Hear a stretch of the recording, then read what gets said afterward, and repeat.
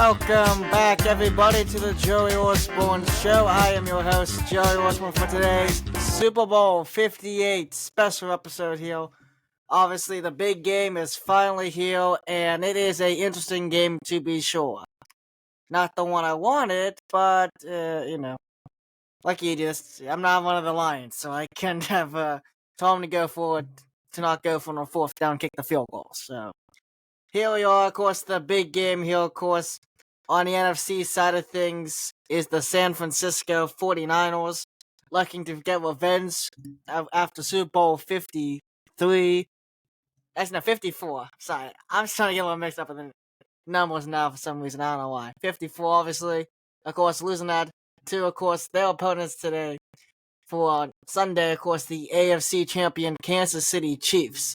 So definitely a very interesting game here, and we're going to be getting into it. But first, obviously, I'm going to talk a little bit here about the NFL honors as well, and give you my predictions for who's going to win some of the big, of course, awards here on, I think it's Saturday that they announce it, but we'll see. We'll all win stuff, but I'm going to give you guys my predictions on who will win, and we'll talk a little bit about the game coming up here. But obviously, first off, let's start off here with my predictions for who's going to win the awards on Saturday. I think, we're going to save MVP for last, but I think first off, I'm going to start with comeback player of the year here. I think, obviously, it's pretty easy to figure out who it's going to be. I'm going to say it's Damar Hamlin. Obviously, come back from what he did was very spectacular, and when he's played, for the most part, other than the one trick play there in the Chiefs game, which I don't know why they even called that, but they did. I would never have done that, but yeah, definitely, I think he's comeback player of the year, man. I don't think anyone can beat him. I just don't think it's physically possible to be able to beat that. Maybe that's just me, but I just do not think that you can actually beat that. But if that wasn't the case, I think it would be Joe Flacco. As much as I hate to say it, he actually had a very good season with the Browns until the playoff game.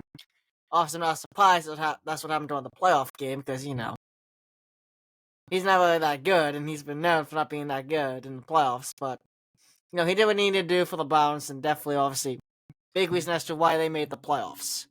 But I'm going to say Damar Hamlin will be the comeback player of the year for sure. In my mind, I just do not think the NFL can pick anyone else. Now, moving on to Rookie of the Year, obviously.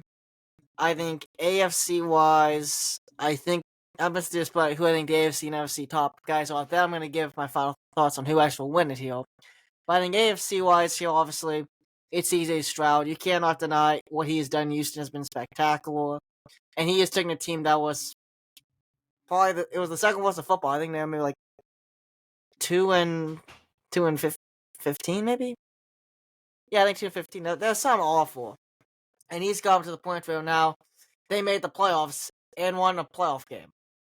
Which is, honestly, for that team as a rookie, being able to do that is quite impressive. He's had a spectacular season. And obviously, going into the draft, I said this was the best quarterback in the draft. And obviously, the Ohio State history, I didn't really think he'd be insanely good. I thought he would be good. I think he was above my expectations. I did think this is a guy who could, I didn't know if it was going to really be a top 5 quarterback, something like that, which he has actually shown he probably can be. But I did think, if there's any Ohio State guy that can be good in the NFL, it's going to be this guy. The one thing I was a little excited about was him not being able to win the big games in college, but that has definitely not transferred over in the pro game, where he has pretty much won all the big games for the most part, except for the Ravens one. But obviously, it was a rookie team against a veteran team. You usually expect the veteran team to win, especially in the playoffs. And that's just what happened, obviously, And they did put up a fight. And they're a very young team, and they will definitely be back. I guarantee on that one. But I think definitely they'll, AFC-wise, that's the Offensive Rookie of the Year. Now, moving on to the NFC side here, obviously, Offensive Rookie of the Year. I think I gotta give it to Puka Nacua, obviously breaking the rookie reception yardage record. Just had a spectacular year. Honestly, he completely came out nowhere, Puka Nacua. All of a sudden, he has that first game for our Cup. It's like, who is this guy? And then, honestly, I picked him up in fantasy after that first week. I kept on the bench the next week because I didn't know if it's going to be just, it was just week 1 or something like that. But I thought, hey, this guy actually is good. I think I'm going to do pretty well here. Yeah, it turns out he is very good, and he's one of the best wide receivers as a rookie I've seen in a long time, and there's a lot of excitement, I think, for Rams fans they can really be built off of that. It looks very well, and I think it's very exciting to see what all steps he will take next in his progression. But obviously, LA needed a young star to help come out because obviously they had a lot of age. They kind of sold out for the Super Bowl win. But honestly, this guy has done spectacular work for them, and I think he'll only build off this great season, especially with Cooper Kupp starting to get up there in age. Having a guy like Puka Nacua is really going to help the Rams if they want to stay in contention. This is what's really going to help them and keep them in contention if they want to try to win the Super Bowl with Aaron Donald and Kupp and all those guys. So honestly, I think this is a really good. I think it's been very good, and I think he has been the best player on offense in the NFC. Now moving on to the defensive rookie of the year here. My candidates from the AFC and NFC. My AFC candidate for offensive rookie. Defensive rookie of the year. I don't know why I keep saying offense, but I feel like obviously in this one, there's a lot of guys who've been decent. I think Will Anderson has been great at times, and I think there's obviously a couple other guys as well. And this may be some Steeler bias, but I'm going to say Joey Porter Jr. is the AFC candidate. If you look at his coverage records, he does not give inches. He will not let you really roast him. I think he only gave up one touchdown to coverage this whole year. Now, it didn't really starting till, I think it was week 5, but obviously when he was playing in there, he looked spectacular. Like, this is a guy who, he shut down some great wide receivers this year. Shut down DeAndre Hopkins, shut down Devontae Adams, shut down Jamar Chase once. The other time he got D. Higgins, also shut him down. Obviously, OBJ, he wasn't really that good this year, but they did match up against him and shut him down. And as a guy who historically has been a tough cover to begin with. And there's many more guys that JPJ obviously shut down this year. He only had the one interception, but looking at all the pass breakups and the way he played on the field, he looked like a spectacular player, and he looks like probably one of the top, he could be a top 5 corner in a couple years. So a lot of great things in him, and I think it's very deserving of him to get the AFC nomination here from me in this point here. Obviously, for the defensive, on the NFC side for Defensive Player of the Year, I think it's got to be, honestly, I think it's Witherspoon. I think Devin Witherspoon, obviously, the 6th overall pick, coming out of Illinois, Seattle's 6th overall pick. I was a little shocked they didn't take Jalen Carter. I thought that would have been a spectacular fit for them. However, they decided to go for the cornerback in a system that has had very well cornerbacks and has developed some great talent there. And Devin Witherspoon, I think he had a lot of good this year. There are some things that I think he still needs to work on, but he can definitely pick off the ball. And that's something they definitely need. And it's just in general, I do think he had a great rookie year. And I think obviously out of all the defensive rookies, he probably had the best, I would say. I definitely think he had a better one than Joey Porter Jr. He just due to the interceptions, I think Witherspoon is able to get more interceptions. I think if JPJ can get more interceptions, it would have had more than one. I think this is a different discussion. But I think, honestly, I would say defensive rookie of the year, obviously, I'm going to go with Devin Witherspoon. You know, they're so similar names, like Keller and Devin. They have the exact same last name. They play in the same division, too. It's like, it's tough to do. But yeah, I'm going to go Devin Witherspoon here for defensive rookie of the year. And then for offensive rookie of the year, there's no doubt. As much as I love Puka Nacua, you got to go CJ Stroud. Spectacular year.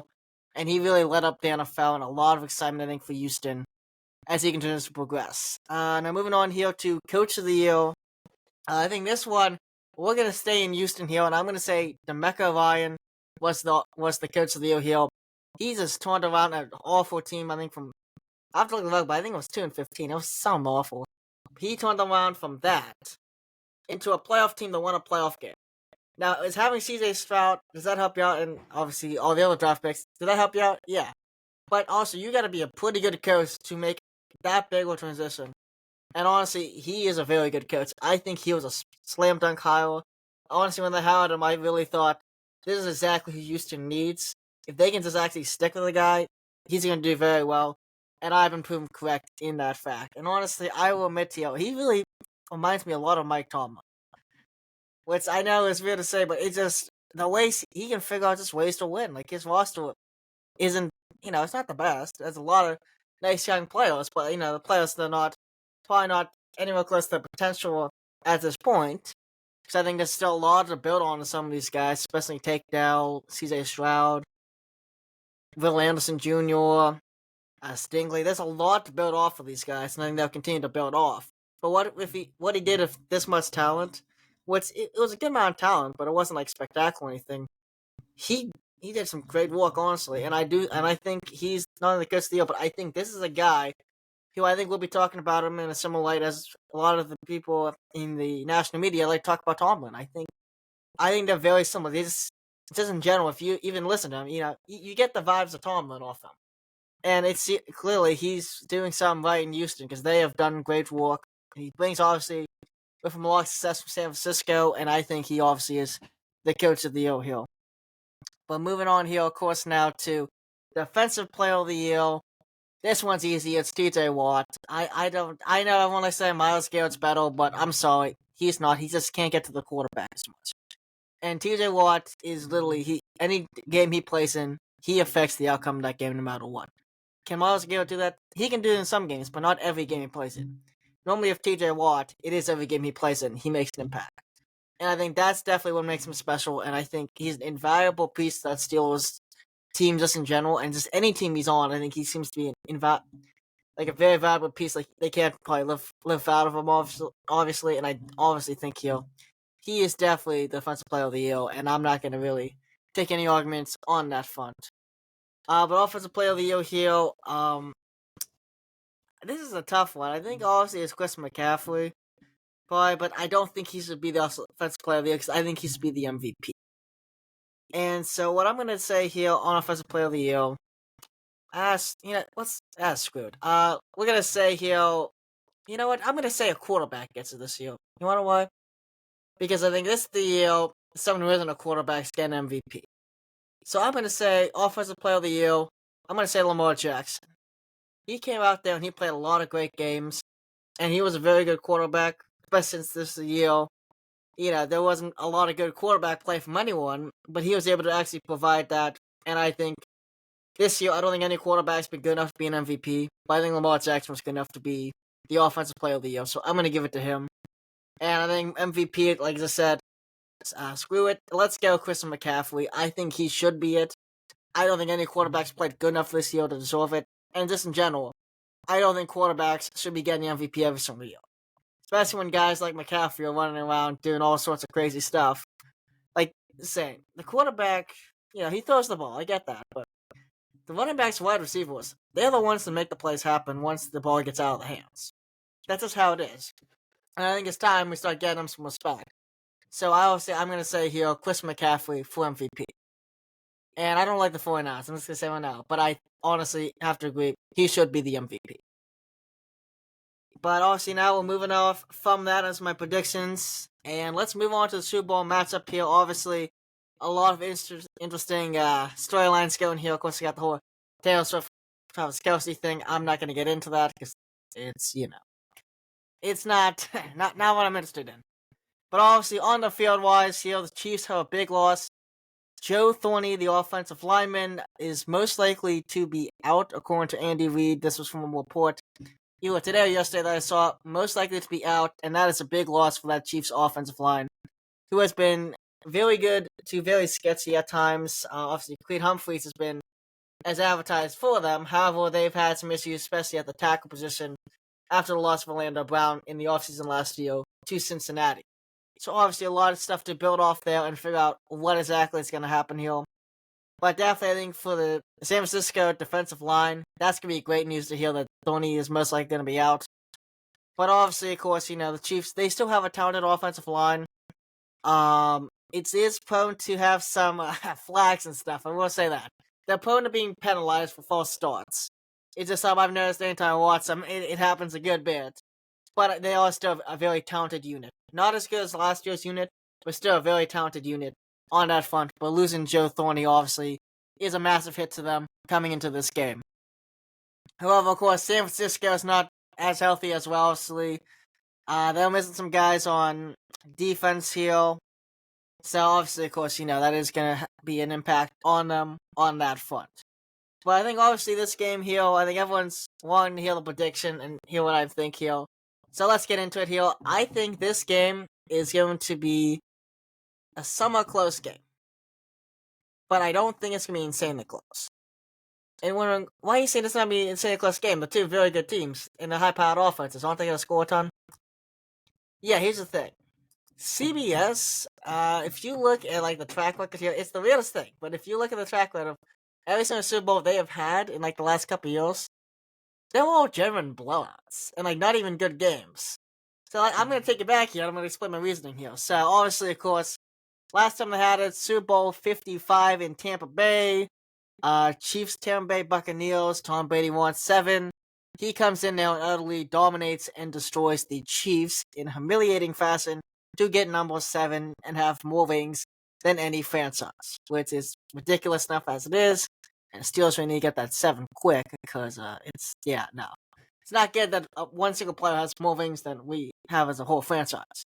But yeah, obviously that is the last one CBS had. Year before that was Super Bowl 53, and I don't know if you guys remember that one, but it's you guys remember when it was supposed to be hyped. There was this massive, spectacular, great game of offense going back and forth between the LA Rams of Jared Goff and then the Patriots of Tom Brady. That turned into a defensive snooze fest, pretty much. It was the Patriots get 6 and won 13-3.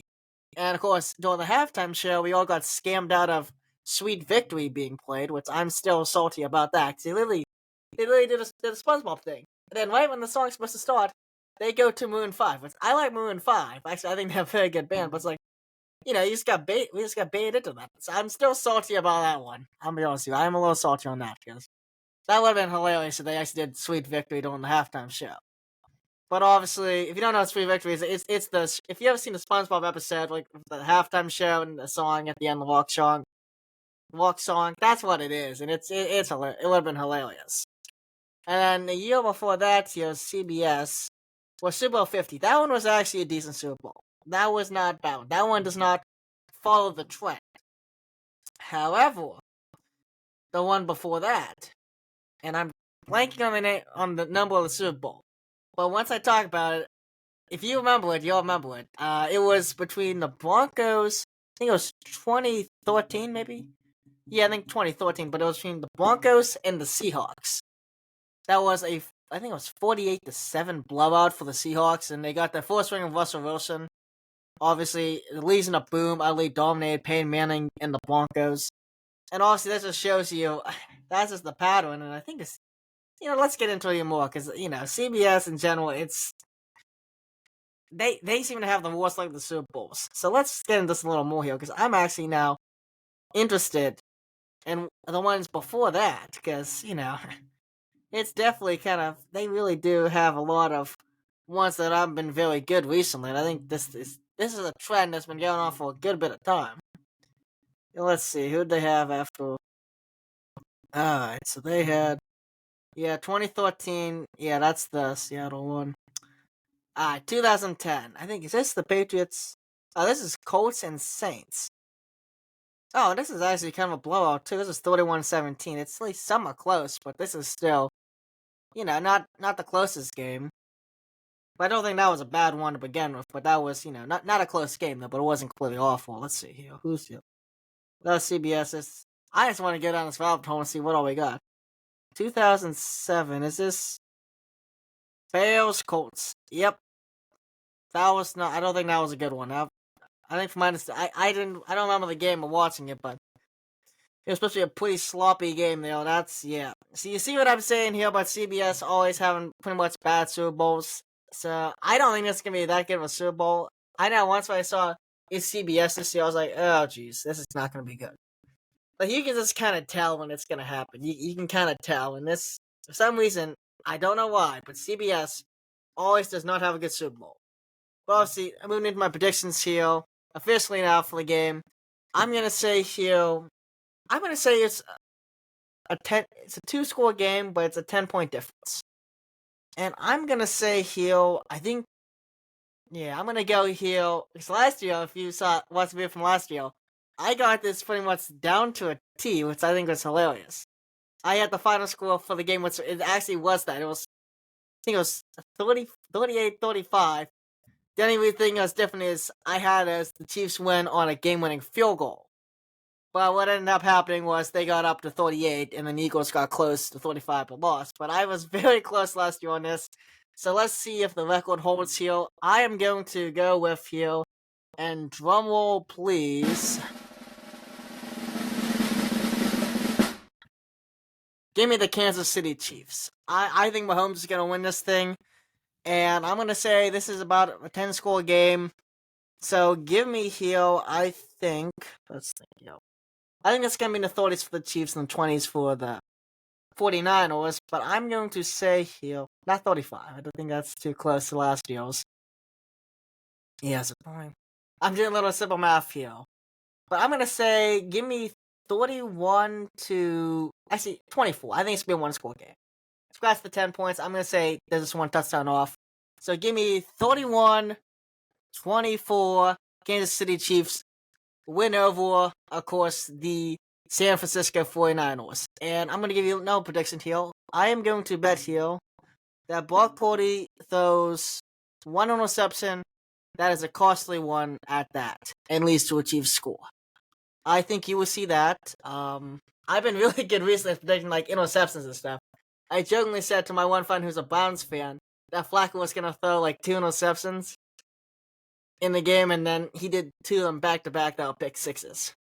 And I just get a mean test like, come on. It's like, yeah, I'm be honest with you, I didn't think they were gonna be back to back, but I kinda saw it happening. So I've been really good with the interceptions lately for some odd reason. So we'll see if that holds up. But I think Brock Purdy throws an interception that leads to a Chiefs score. I don't think it's a pick six, but I think Mahomes gets the ball in a good spot and scores. And I'm gonna say that's the one. It gives him a lead at halftime, I would say. That's what I'm gonna pick this to happen at. Odd prediction, I know, but I just have some feeling in my gut that's saying that's what's gonna happen. And then also here, too, what I'm going to say is the 49ers, at some point, take the lead in the third quarter. Then Mahomes comes in, makes the comeback, and the final score will be 31-24 Kansas City, and they will host the Lombardi. And another prediction here, I would do after the Super Bowl here, too, just because the NFL apparently seems to be scripted now, and this would be perfect for the script. Travis Kelce proposes to Taylor Swift. She says yes, and they get married. And football is probably screaming in sadness.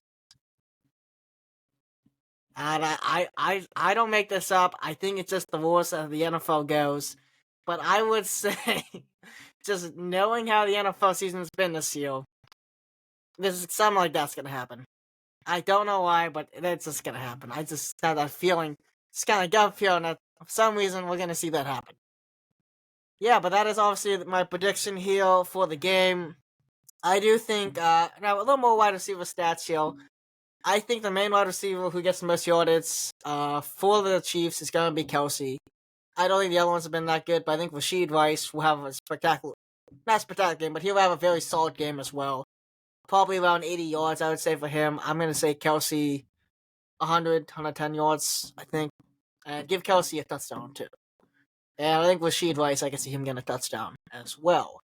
On the 49ers side, I expect Purdy to have around passing yard-wise, I think 240. I think 240 is a good number. Give him, I would say, 1 passing touchdown, 1 interception. And I think Chris McCaffrey will have a great game. I'm going to say give him 120 yards on the ground.